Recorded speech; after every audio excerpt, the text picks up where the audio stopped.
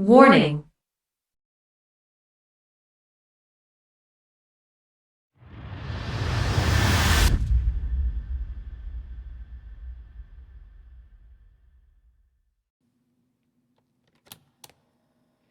What is woke? Wokeness. In brief, woke means having awakened to having a particular type of critical consciousness, as these are understood under critical social justice. To first approximation, being woke means viewing society through various critical lenses, as defined by various critical theories, bent in service of an ideology most people currently call social justice. That is, being woke means having taken on the worldview of critical social justice, which sees the world only in terms of unjust power dynamics and the need to dismantle problematic systems. That is, it means having adopted theory and the worldview it conceptualizes. Under wokeness, this awakened consciousness is set particularly with regard to issues of identity like race, sex, gender, sexuality, and others. The terminology derives from the idea of having been awakened, or woke, to an awareness of the alleged systemic nature of racism, sexism, and other oppressive power dynamics, and the true nature of privilege, domination, and marginalization in society, and understanding the role in dominant discourses in producing and maintaining these structural forces. Furthermore, being woke carries the imperative to become a social activist with regard to these issues and problems. Again, on the terms set by critical social justice, this, especially for white people, is to include a lifelong commitment to ongoing process of self-reflection, self-criticism, and progressive self-activism in the name of theory and social justice. See also antiracism. Historically, the term woke has been used somewhat extensively in slang throughout the 20th century to refer to a state of awareness of the discrimination, disenfranchisement, and mistreatment of blacks, especially in America. It has in that sense always had some connection to the critical mode of thought in the New Left. See also black liberation, liberation theology, false consciousness, and consciousness raising. The term is alleged to have gained its first contemporary connotation in 2008 with the Erykah Badu song Master Teacher, in which Badu envisions and dreams of a world of racial equality and then advises genuine activism with the admonishment that listeners should stay woke. The term developed from there, particularly via black activism on Twitter. The term then gained particular significance and tied itself to the contemporary social justice movement in the mid-2010s as it became an activist watchword of the Black Lives Matter movement.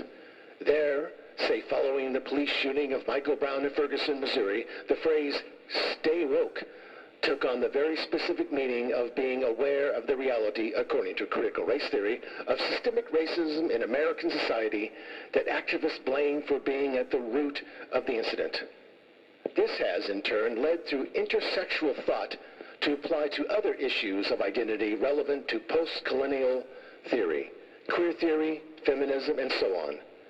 It has since expanded and memified further.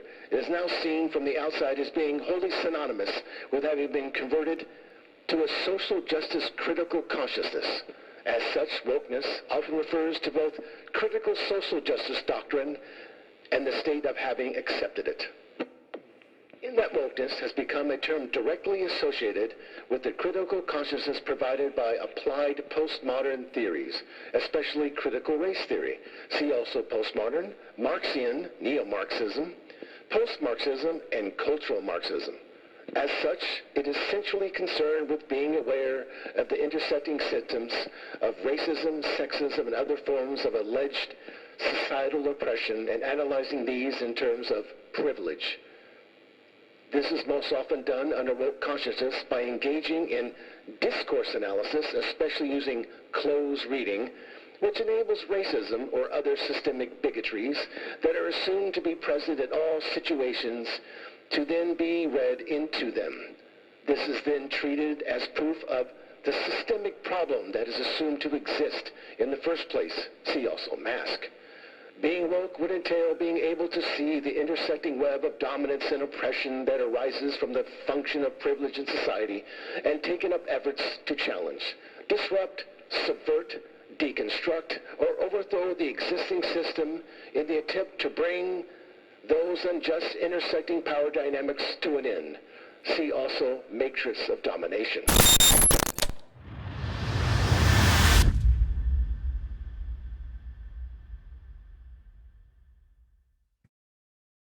Stakeholder capitalism, the trendy idea that companies should serve not just their shareholders but also other interests in society at large, was no longer simply on the rise. It had been crowned as the governing philosophy of big business in America.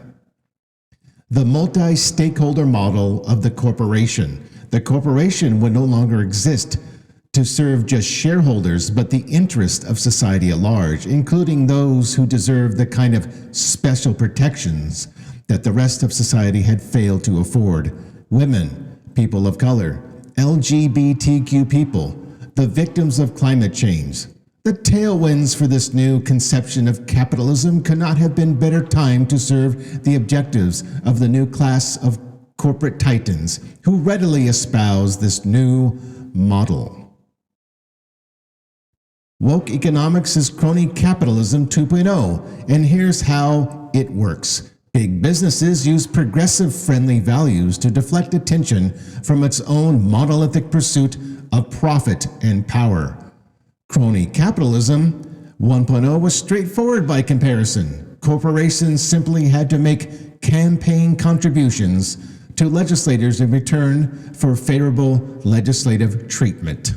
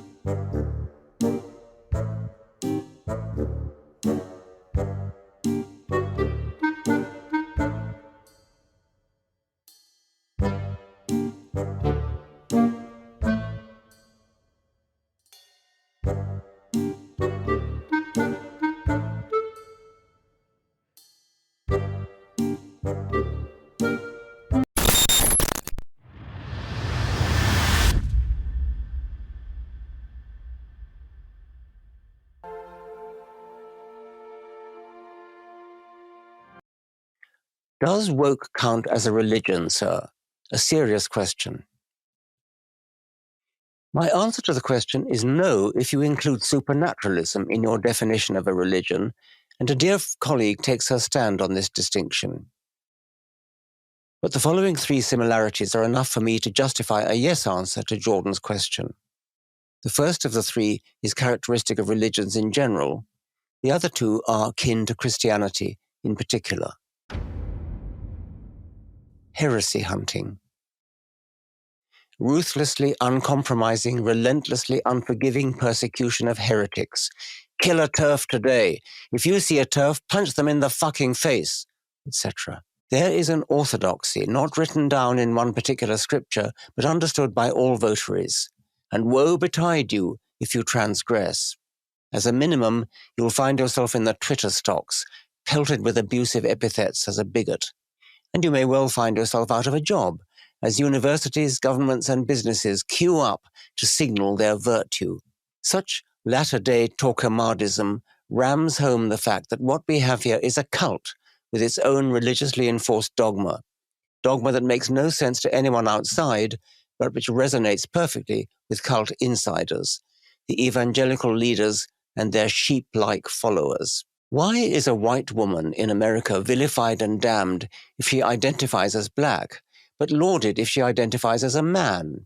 That's topsy-turvy, because race really is a continuum, whereas sex is one of the few genuine binaries of biology. Why do journalists, police, and prison authorities respectfully kowtow to a convicted rapist by referring to her as she, even as she uses her erect penis to assault yet more women? Why do so many of us go along with a distortion of language so perverse that it comes perilously close to 2 + 2 = 5? We know the answer: cowardice. Too many of us are afraid of the baying mob. Hereditary guilt. One of Christianity's nastier doctrines is the notion that we are all, even tiny babies, born in sin. Every baby inherits via a long lineage of semen, according to St. Augustine, the sin of Adam. Augustine could not be expected to know that Adam never existed, and therefore could own neither sin nor semen. But post-Darwinian sophisticated theologians should know better, and their learned treatises are harder to respect. Today's original sins are slavery and colonial oppression. All white people are born in sin, the sin of their ancestors. From the moment they are born, all white people partake in the institutional racism handed down like Adam's semen from their great-great-great-grandfathers, visiting the iniquity of the fathers upon their children unto the 3rd and 4th generation. Transubstantiation. Roman Catholics are required to believe that bread and wine, when a priest says certain magic words over them, become the body and blood of Christ, in a stronger sense than Protestants, who see the bread and wine as mere symbols. Catholics invoke Aristotle's silly distinction between accidentals and true substance. The accidentals of wafer and wine remain wafer and wine, but in their substance they become body and blood. Hence the word transubstantiation. Similarly, in the cult of woke, a man speaks the magic incantation, "I am a woman," and thereby becomes a woman in true substance, while her intact penis and hairy chest are mere Aristotelian accidentals. Transsexuals have transubstantiated genitals. One thing to be said in favor of today's Catholics: at least they don't, nowadays, insist that everybody else must go along with their beliefs. Peterson is right to imply in the rhetorical tone of his question that there is a religion of woke. I've mentioned 2 specific similarities to Christianity, but more important is their extreme intolerant zeal, shared with typical new cults just beginning their journey towards eventual settled status as religions with a long and dignified tradition.